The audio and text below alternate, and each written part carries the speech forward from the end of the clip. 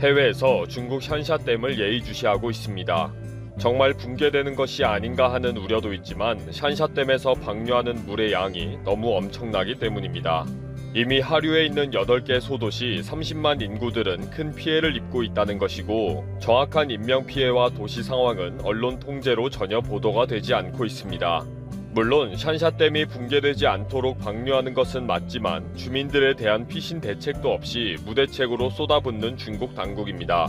언론 통제를 피해 지역 주민들이 트위터에 쏟아내고 있는 소식들입니다.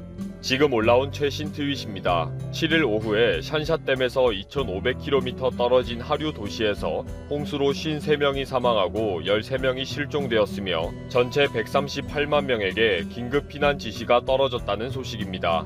하늘을 향한 어린아이의 원망이 안타깝네요. 샨샤댐이 방류를 시작하면서 시일구가 시작한 중국의 그 도시도 큰 피해를 입기 시작했습니다. 양쯔강 주변에 있는 한커우 공원의 변화 사진입니다. 폭우가 쏟아지기 시작하면서 공원에 있던 조형물이 차츰 잠기기 시작하는 모습입니다. 이렇게 된 이유는 샨샤댐의 엄청난 방류가 계속되기 때문이라는 거죠. 도시 전체가 이렇게 잠겨버린 것입니다.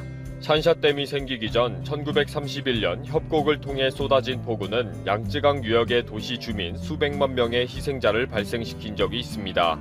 이 장화의 홍수 피해는 인류 역사상 최악의 것으로 알려졌으며 양쯔강 중하류에 위치한 주요 도시인 우한과 난징이 침수되어서 우한 도시 전체는 완전히 무너져 버렸습니다.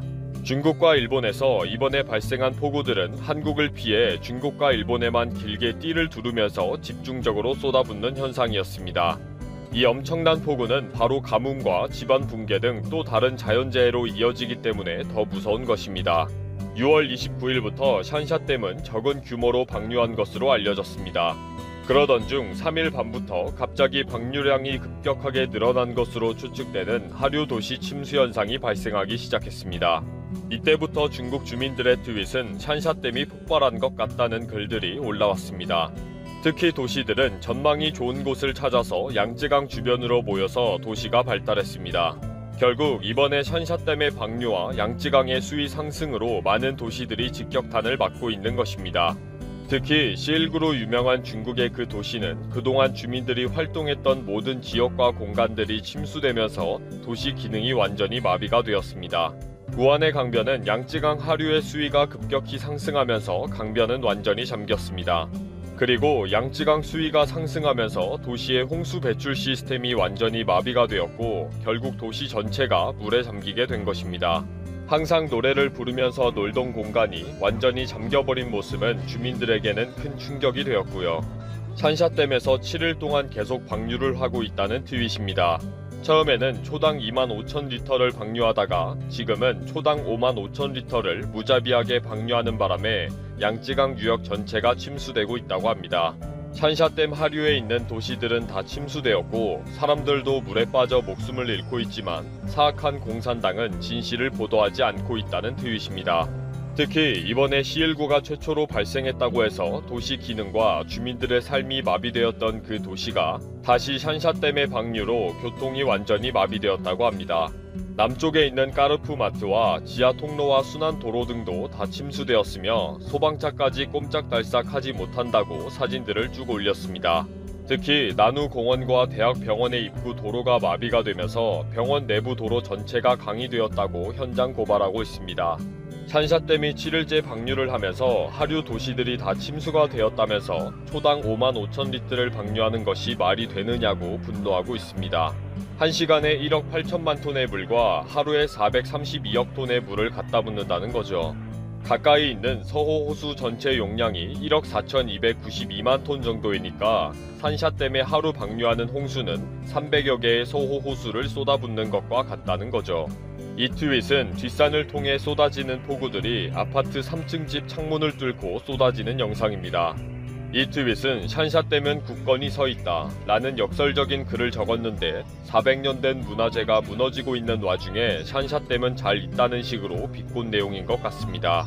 7월 6일에 완전히 파괴되는 모습을 지켜보는 주민들은 큰 슬픔과 공포를 느끼고 있다고 합니다.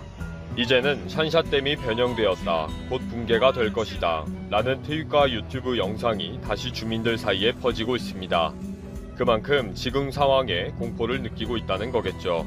그리고 7월 초에 이미 중국 당국이 이미 샨샤댐이 붕괴되었을 경우를 시뮬레이션 했다는 소식이 전해졌고, 이 시뮬레이션 결과에 따라서 충칭시 등 주변 도시에 내부적인 대피 공문을 내려보냈다는 것입니다. 일단 중국 공산당은 국경을 지키는 것을 최우선 목표로 잡고 홍수 대책을 세우고 있다고 하며, 이를 위해 언제든지 주변 댐들을 통보도 없이 방류할 수 있다고 알려졌습니다. 결국 가난하고 힘없는 중국 주민들은 하늘로 날아오르지 않는 이상 피할 곳이 없다는 것이 됩니다. 지금 일본도 상황이 좋지 않고 중국과 일본에만 집중적으로 쏟아붓는 것을 다행이라고 할 수 없을 정도네요. 이 와중에 상해에서 1000km 떨어진 곳까지 라는 트윗을 올린 트위터도 있습니다. 바로 일본의 홍수 상황입니다. 중국과 일본이 똑같이 폭우 피해를 집중적으로 막고 있는 상황이죠. 자연재해를 입고 있는 중국과 일본 주민들을 생각하면 불쌍하고 안타깝지만, 이번 기회에라도 중국과 일본 정부가 철 좀 들었으면 좋겠네요. 전 세계인들이 가장 많이 사용하는 사전 중 하나인 영국 케임브리지 사전에 enshrine이라는 단어가 있습니다. enshrine의 뜻은 소중히 하다, 간직하다, 뭐뭐를 모시다인데요. 케임브리지 사전이 이 단어를 설명하는 예문으로 제2차 세계대전 전범이 있는 일본의 야스쿠니 신사를 언급해 논란이 되고 있습니다. 자, 그런데 여기서부터 마법이 하나 펼쳐지죠. 번역 공부를 하던 20대 한국인 청년이 최근 일본의 야스쿠니 신사를 enshrine, 즉 소중히 간직하다 라는 단어의 예문으로 언급되는 것은 납득이 되지 않는 일이다 라며 정부 민원 사이트인 국민신문고에 문제를 제기한 것이 마법을 일으켰습니다. 대한민국 외교부가 이 문제의 내용을 영국 대사관에 전달했고, 대사관이 케임브리지 측에 이메일을 보내자 케임브리지는 enshrine 단어 설명에 일본의 야스쿠니 신사를 즉각 삭제해버리는 결단을 내렸습니다. 오히려 이렇게 답변했습니다. 그동안 유감스럽게도 이를 간과해왔는데 지적해줘서 고맙다. 문제를 충분히 이해했다. 수정하겠다. 라고 전해왔습니다. 영국이 한국을 이렇게 특별하게 생각하기 시작한 것은 사실 100년 전부터였습니다. 당시 아시아 국가들을 무대 삼아 그림을 그리는 영국인 유명 화가 엘리자베스 키스는 3.1운동이 한창이던 당시 한국의 상황을 이렇게 묘사합니다. 3.1 만세운동은 놀라운 발상이다. 영웅적인 거사다. 서울 거리를 메운 20만 명의 사람들은 붙잡히면 보복이 얼마나 심할지 알고 있는데도 한반도 곳곳에서 독립선언서를 낭독하며 빈손으로 독립을 촉구했다. 비폭력적 저항을 했다. 라며 놀라움을 감추지 못했습니다.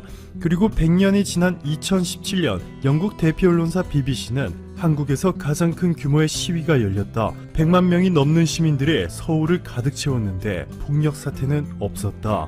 라며 전 세계 어느 국가에서도 볼 수 없는 대규모 시위 문화에 찬사를 보냈습니다. 그리고 최근 한국의 코로나19 대응을 본 영국은 완전히 한국을 신뢰하며 최고의 국가가 될 것이라 평가하고 있는데요. 세계적인 컨설팅 회사 영국의 브랜드 파이낸스 리차드 헤이그 대표는 뉴스원과의 인터뷰에서 한국은 코로나 대응과 관련해서 세계 최고의 검사 기술 및 확진자 추적 기술을 보유하고 있다. 지리적으로 중국과 아주 가까운데도 아주 효과적으로 잘 통제했다. 특히 중국처럼 도시를 봉쇄하지 않고도 환자를 추적하고 방대한 검사를 실시할 수 있는 능력을 전 세계인들에 과시했다. 전했습니다. 앞으로 3일 뒤면 영국이 한국인들의 14일 의무적 자가격리 조치를 면제하기 시작합니다. 한국의 무한한 신뢰와 관심을 표시한 것이죠. 더 놀라운 것은 이제부터입니다. 영국 정부가 최근 영국 내 5G 사업에서 중국의 화웨이를 완전히 배제하고 한국과 손을 잡겠다는 파격적인 발표를 했습니다. 파이낸셜 타임스의 보도에 따르면 영국은 5G 네트워크 구축 사업에서 화웨이를 배제한다 전했고, 블룸버그 통신은 영국 정부가 5G 사업을 위해 한국의 삼성과 일본의 NEC와 논의를 진행 중이다 밝혔습니다. 5G뿐만이 아닙니다. 영국 국제통상부 과학 분야 수석 고문인 마이스 쇼트 박사는 최근 한국을 찾아 한국과 영국 정부가 AI 산업에 대규모 투자를 한다. 양국 대학을 시작으로 다양한 협업 사례가 나올 것이다. 라며 한국과 영국의 시너지 효과에 강한 자신감을 드러냈고, 영국의 제조회사 어터베리, 자율주행 소프트웨어 개발업체 Unmanned Life, 등 압도적인 기술력을 보유한 영국 기업들조차 한국을 찾아 삼성, 현대차, SK텔레콤과 손을 잡았습니다. 미래 핵심 사업들을 모두 한국과 함께하겠다는 것이죠. 2020년 1월 31일 영국이 유럽연합을 공식 탈퇴하자 일본은 영국을 마치 패전국처럼 대하며 영국 내 일본 기업들을 모조리 철수시켜버리고 있습니다. 일본의 혼다는 스원던 공장의 사륜 자동차 생산을 내년 안으로 종료하겠다. 닛산은 SUV 차기 모델은 영국이 아니라 일본 규슈에서 생산할 것이다. 현재 썬더랜드 공장도 닫을 수 있다. 그리고 토요타까지 노딜 브렉시트일 경우 3년 뒤 영국 생산을 철수할 수 있다. 라며 영국의 심기를 건드리고 있죠. 반면 일본과는 반대로 유럽연합을 빠져나온 영국을 상대로 한국은 아시아 국가 최초로 FTA를 체결하는 데 성공했고, 이를 주도한 인물이 바로 얼마 전 WTO 사무총장의 공식 출마를 선언한 유명희 산업통상자원부 통상교섭본부장입니다. 덕분에 한국 기업들은 일본처럼 영국에서 도망치지 않고 대신 무관세라는 특별 대우를 받으며 오히려 협력 관계를 강화해 나가고 있습니다. 인공지능, 미래형 자동차, 청정 저탄소 분야에서 세계 최강의 기술을 보유한 영국과 반도체, 화학제품, 철강 등 무려 63개의 종목에서 세계 점유율 1위를 기록하고 있는 한국이 앞으로 만들어나갈 시너지가 얼마나 폭발적일지 한번 지켜봐야겠습니다.